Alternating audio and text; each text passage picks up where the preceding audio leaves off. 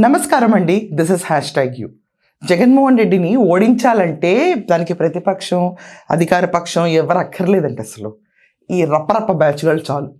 నిజం. రప్పరప్ప batch plus Ambati plus Perni Nani plus Roja చాలు. ఈ ముగ్గురు చాలు. అండ్ బాబుకి ఏ పత్రిక లేదు కదా, సో బాబుకి సాక్షి పత్రిక ఒకటి చాలు అతను ఓడించడానికి. అండ్ న్యూస్ ఛానల్ కూడా ఉంది, అది చాలు. మొత్తం తీసి జగన్మోహన్ రెడ్డిని 11 స్థానాల నుంచి 1 - 1 = 0కి తీసుకెళ్ళటం 2029 ఖాయం. జగన్మోహన్ రెడ్డి నిన్న నెల్లూరులో పర్యటించినప్పుడు అక్కడ ఒక వివాహానికి వెళ్ళాడు. అక్కడ సార్ దిగారు. దిగిన తర్వాత ఫ్యాన్స్ అందరూ వచ్చి రప్పరప్ప స్లోగన్స్ చేశారు. రప్పరప్ప స్లోగన్లు మనకి అలవాటు అయిపోయింది ఆంధ్రప్రదేశ్లో.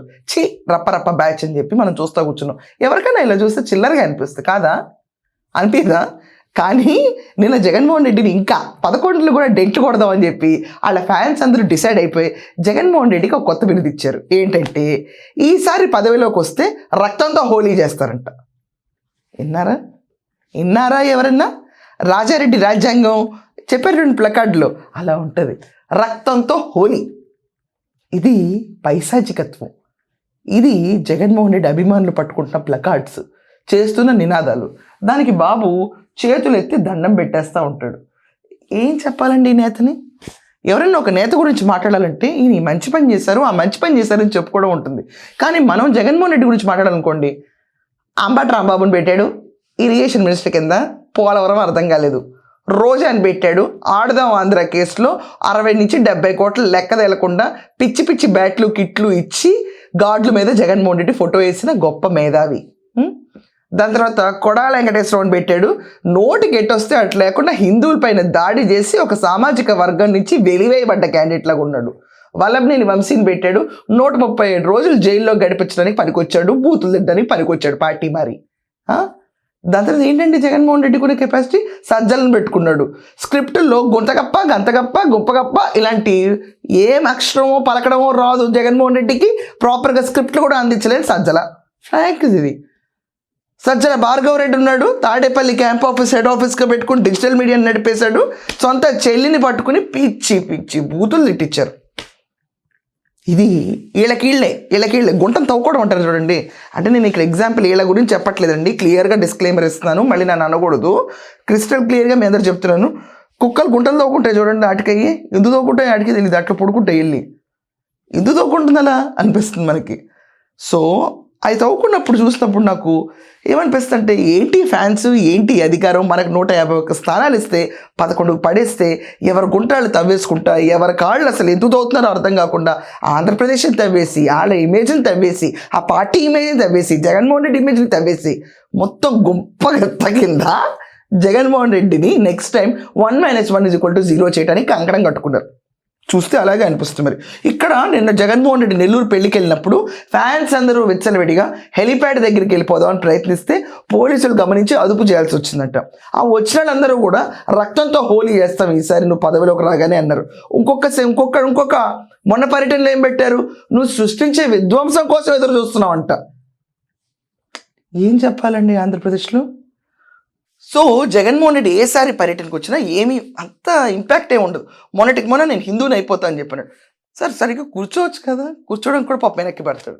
దానిపైన ట్రోల్ కంటెంటే. లేచేటప్పుడు 10 మంది కూర్చొని లేపాలి, అది ట్రోల్ కంటెంటే.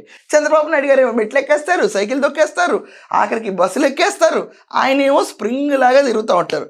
కానీ జగన్మోహన్ రెడ్డి కూర్చుంటే లేవలేడు, లేస్తే కూర్చోలేడని ఇంప్రెషను.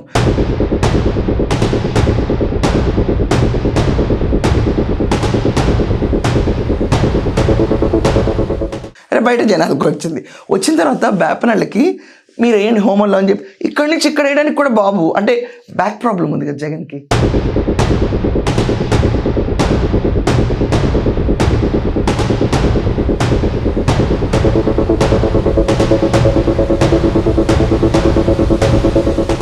ఐ ఫర్గాట్, కొబ్బరికాయ కూడా వంగి కొట్టలేడు, కానీ మోడీ కాళ్ళకి దండం పెట్టడానికి నడువు వంగుద్ది. హోమంలో వేయటానికి మాత్రం పక్కన వాళ్ళకి ఇచ్చి మీరు వేయండి అంటాడు. తీర్థం కూడా పూర్తిగా తాగడు, ఆ చింతలు దులిపేసుకుంటాడు.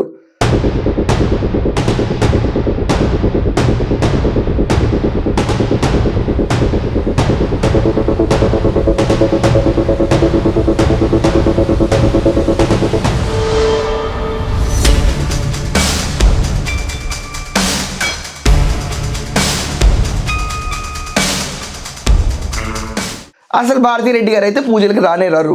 హిందూ అని స్టాంప్ వేయించుకోవడానికి తిరుగుతున్న తాపత్రయం. దేనికోసం ఈ కకృతి?